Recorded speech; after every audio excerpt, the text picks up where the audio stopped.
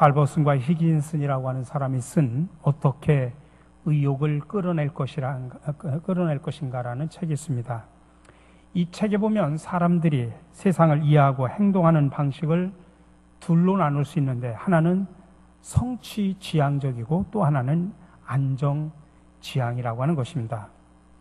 성취지향적인 사람의 관심 영역은 좋은 기회를 얻었는지 놓쳤는지 이런 긍정적인 사건의 존재 여부인데 반해서 안정지향적인 사람은 그 일로 인해서 큰일 날 뻔했다 하면서 부정적인 사건의 존재 여부가 우선이라고 합니다.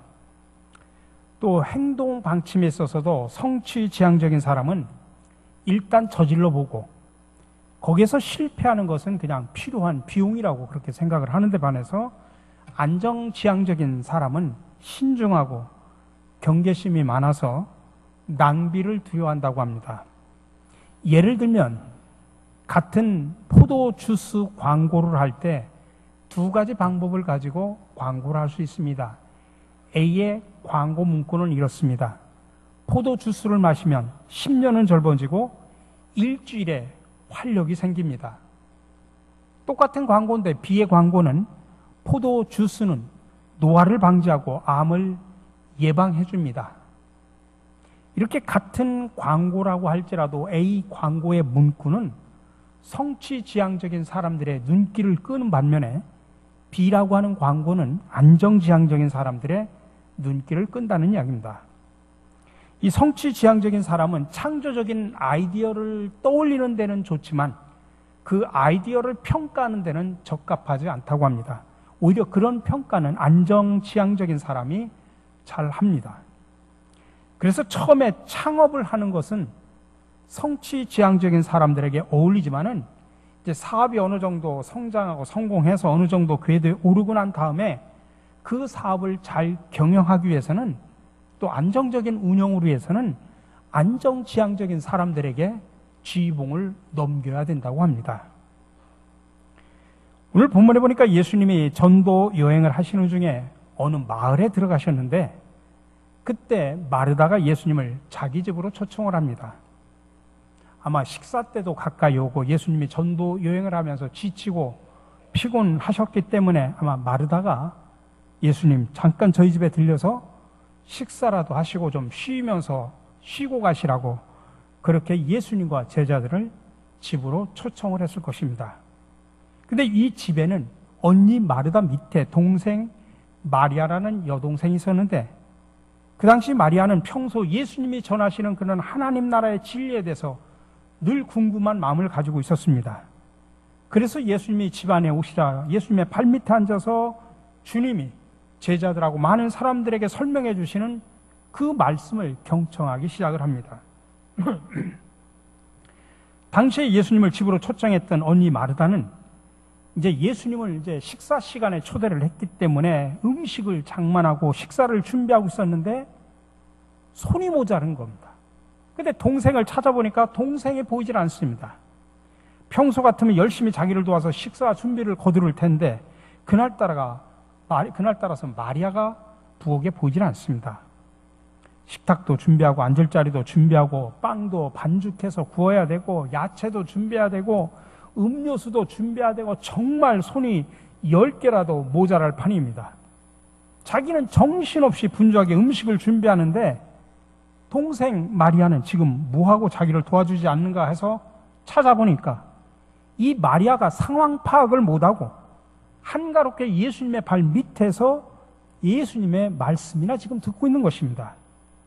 그래서 마르다는 예수님께 다가가서 오늘 40절의 말씀처럼 불평을 합니다. 주여, 내 동생이 나 혼자 일하게 두는 것을 생각하지 아니하시나이까?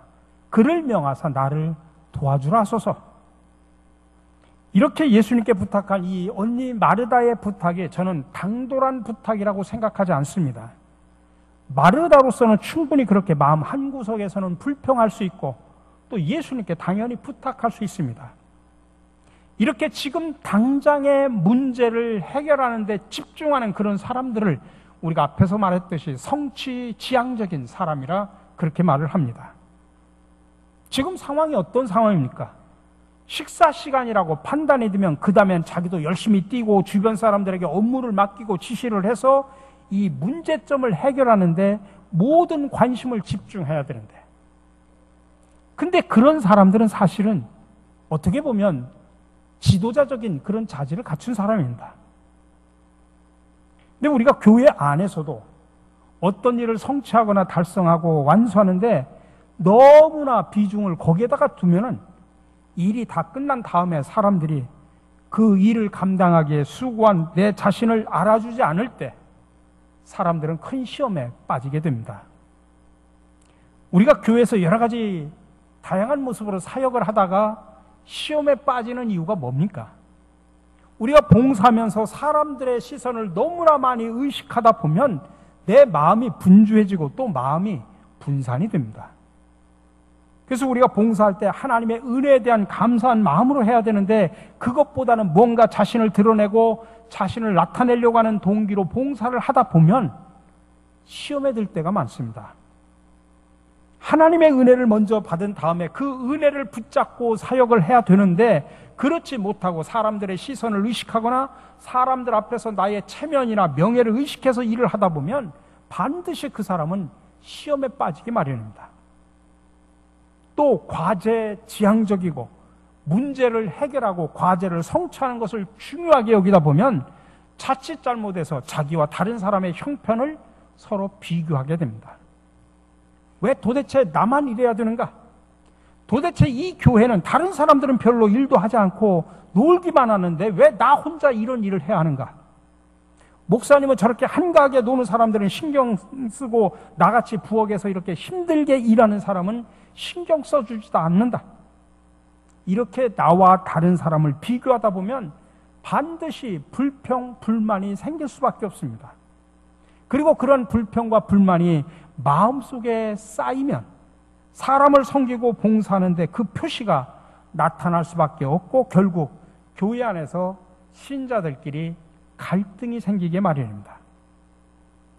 오늘 본문에서도 예수님은 불평하는 마르다에게 지금 너무 많은 일로, 다시 말하면 식사를 접대하고 준비하는 일로 마음이 염려되고 분산되어 있다라고 지적을 하고 있습니다. 여러 가지 일을 처리해야 하니까 마음이 분주하고 분산되고 그러다가 이런저런 염려가 자기 마음을 혼란스럽게 합니다. 식사를 준비하다 보면 밥이 뜸이 제대로 들었는지, 반찬에 간이 제대로 맞았는지, 혹은 국은 싱거운지 짠지, 싱겁다면 짜게 먹는 사람은 싱겁다고 타박하지 않을는지, 또 반대로 싱겁게 먹는 사람들은 짜다고 타박하지 않을는지, 누구의 입맛에 맞춰야 되는지 정말 정신이 하나도 없습니다. 그러다 보면 정작 이 음식을 도대체 누구를 위해서 만들고 왜 이렇게 분주하게 음식을 만들어 먹어야 되는지 그 본질까지 잊어버리게 됩니다. 그러면 우리는 어떻게 해야 되는가? 교회 안에서 무슨 일을 하든지 우리는 항상 본질에 집중해야 됩니다. 우리는 하나님 앞에서 무슨 목적으로 이 일을 감당하는가, 그 궁극적인 이유와 본질에 집중을 해야 됩니다. 예수님께서는 마태복음 16장에서 이런 말을 하셨습니다.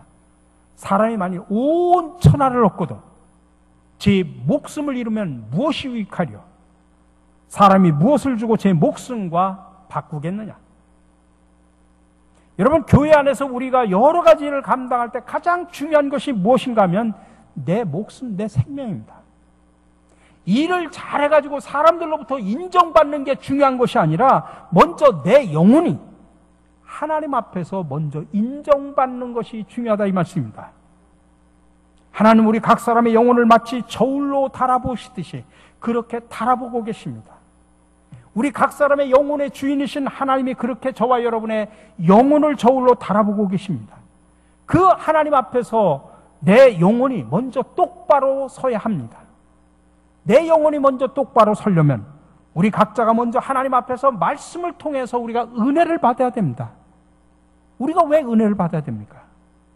내 영혼을 하나님의 저울로 달아본다면 나는 정말 만물보다도 심히 부패해서 죽을 수밖에 없는 죄인인데, 이 영혼을 정말 불쌍하게 여기셔서 하나님이 예수님을 통해서 성령을 통해서 내 속에 새 영을 창조해 주셨다는 것입니다. 근데 문제는 하나님이 성령께서 저와 여러분 안에 새롭게 창조해 주신 이 영혼이 자꾸 세상의 유혹에 빠져서 옛사람을 되살려내고 새 사람, 새 영혼을 질식시키는 마귀의 유혹에 우리는 자꾸만 넘어갈 수밖에 없습니다. 그렇다면 하나님의 자녀된 우리에게 무엇이 필요하냐? 하나님의 말씀입니다. 그 말씀을 들으면 이제 죽어가는 내 영혼이 새롭게 소성함을 믿으시기 바랍니다. 그래서 예수 안에서 거듭난 신자는 늘 그런 자세를 가져야 됩니다. 일단 내 영혼이 하나님 앞에 올바로 서야 되겠다. 그러면서 하나님의 말씀에 은혜를 사모해야 됩니다.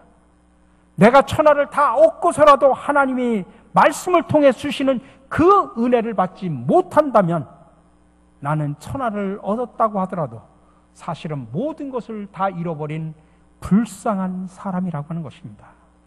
이런 마음으로 하나님의 말씀을 사모하고 나를 향한 하나님의 은혜를 사모해야 됩니다.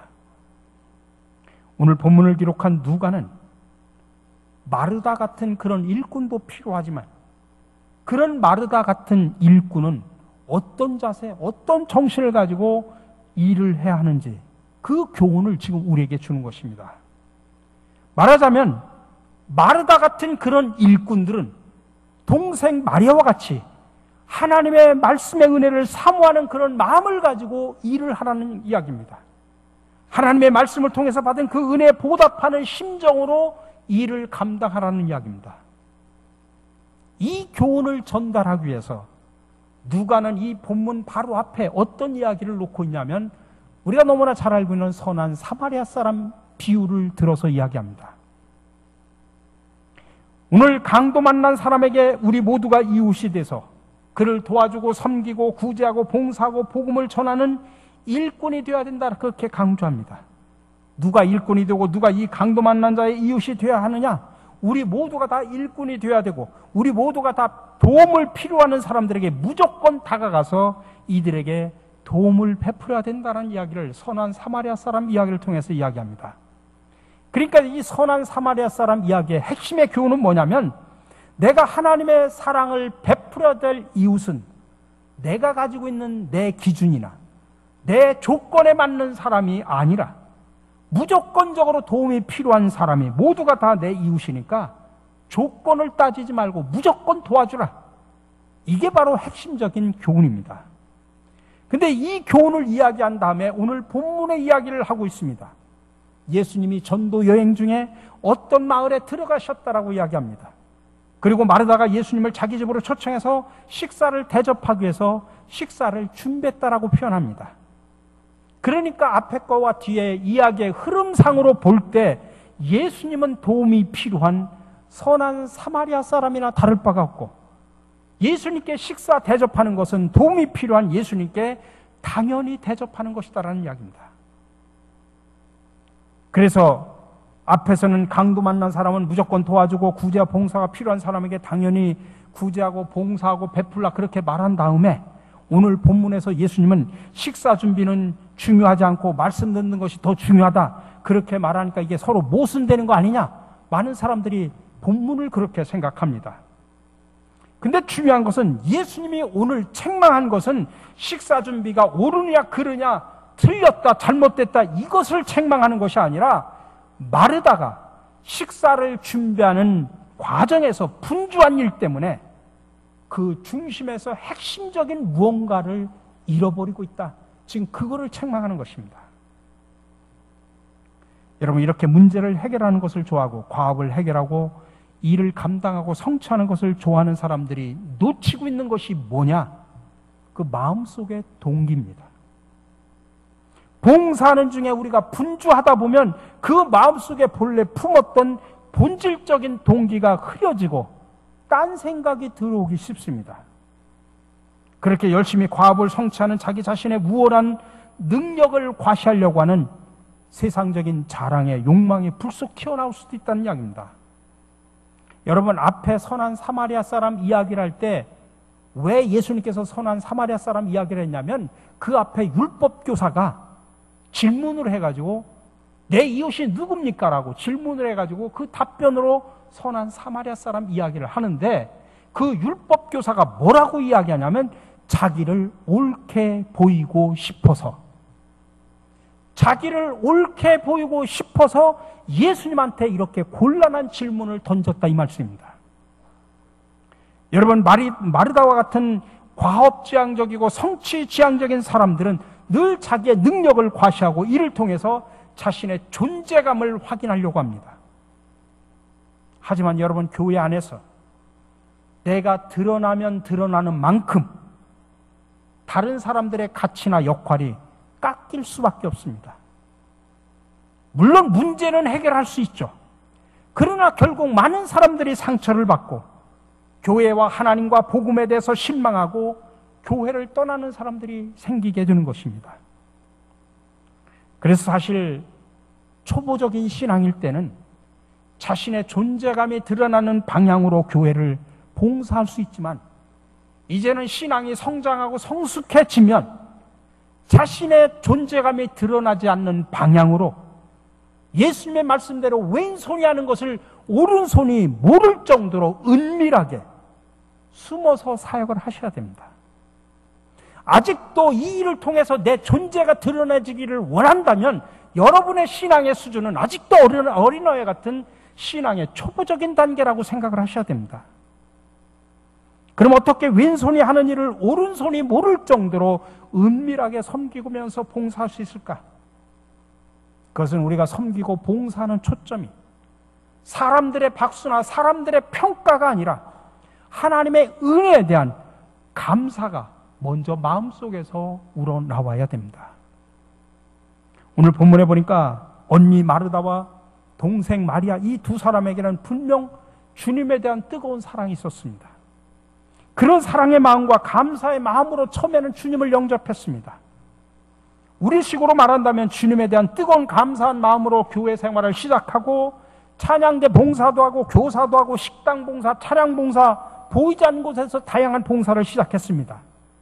근데 시간이 흐르면서 주님을 영접하는 자세나 동기가 오늘 마르다는 물질로서, 음식으로서, 빵으로서 주님을 섬기는 것이었다면, 마리아는 예수님에 대한 존경과 더불어서 자기 마음속에서 주님을 더 알고 싶고 주님이 말씀하시는 진리를 더 이해하고 싶고 주님의 마음과 생각을 함께 공유하고 싶은 그런 주님에 대한 감사의 마음, 사랑의 마음, 변치 않고 그런 마음을 가지고 주님을 섬겼다고 하는 것입니다. 그러니 우리가 여기서 지적할 수 있는 문제는 주님이 우리에게 베푸신 사랑을 우리는 어떻게 보답할 수 있는가라고 하는 것입니다. 우리가 주님으로부터 받은 은혜와 구원에 대해 이제 보답하게 하는 자세로 우리가 신앙생활을 해야 되고 우리가 사역을 해야 되는데 무엇이 필요하냐 이 말씀입니다. 때로는 물질이 필요해서 헌금을 하는 것도 중요합니다. 교회 안에서 주신 달란트를 가지고 교사로서 식당에서 봉사로 찬양대로 다양한 봉사하는 것도 중요합니다. 하지만 우리가 교회 안에서 이런 다양한 모습으로 봉사하면서 늘 놓치기 쉬운 것이 있는데, 그게 내가 주님께 봉사하고 내가 주님을 섬기고 내가 주님을, 사람들을 섬기는 것은 내가 가지고 있는 무엇을 가지고 사람들을 주는 것이라고 착각을 하는 것입니다. 근데 사실은 내가 사랑을 받고 은총을 받은 것에 대한 감사의 표시여야 한다는 것입니다. 우리가 강도 만난 자의 이웃으로 구제하고 섬기고 봉사하고 헌금하고 헌신해야겠지만은 항상 그 동기는 내 것을 드리는 것이 아니라 주님으로부터 받은 것을 드려야 되는 것입니다.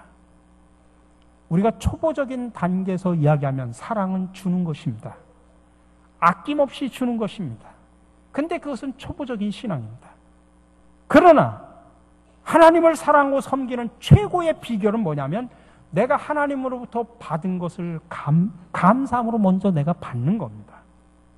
그러니까 신자들의 교회 생활의 최고의 비결은 하나님을 영원토록 즐거워하고 감사하고 기뻐하고 고마워하는 것으로 하나님을 영화롭게 해야 되는 것입니다.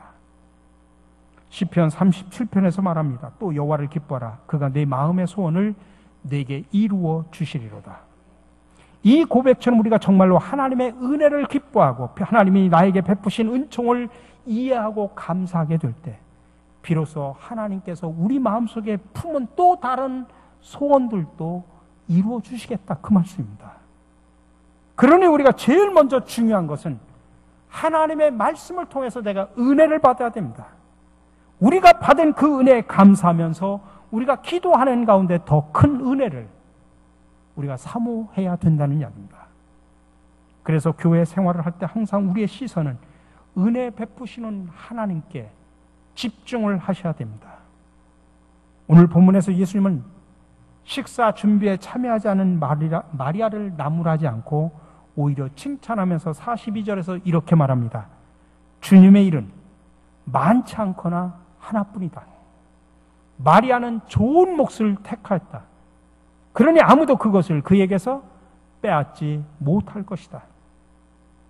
여러분, 그러니 저와 여러분들이 분주하게 교회에서 또 세상 속에서 이런저런 사역으로 수고하고 봉사하고 시간을 바치고 물질을 바칠 때 절대로 포기해서는 안 될 것, 절대로 빼앗기지 말아야 될 것이 뭐냐? 우리가 내어주기 이전에 늘 우리가 받아야 되고 움켜쥐어야 될 것이 뭐냐? 그것이 바로 하나님의 입에서 나오는 은혜로운 말씀입니다. 이 은혜 덕분에 지금 우리들이 주님 앞에서 이렇게 호흡하고 있는 것입니다. 그러니 여러분, 살아가면서 하나님의 은혜만큼은 여러분 절대로 빼앗기지 않고 쟁취하며 살아가시기를 주님의 이름으로 간절히 축원합니다.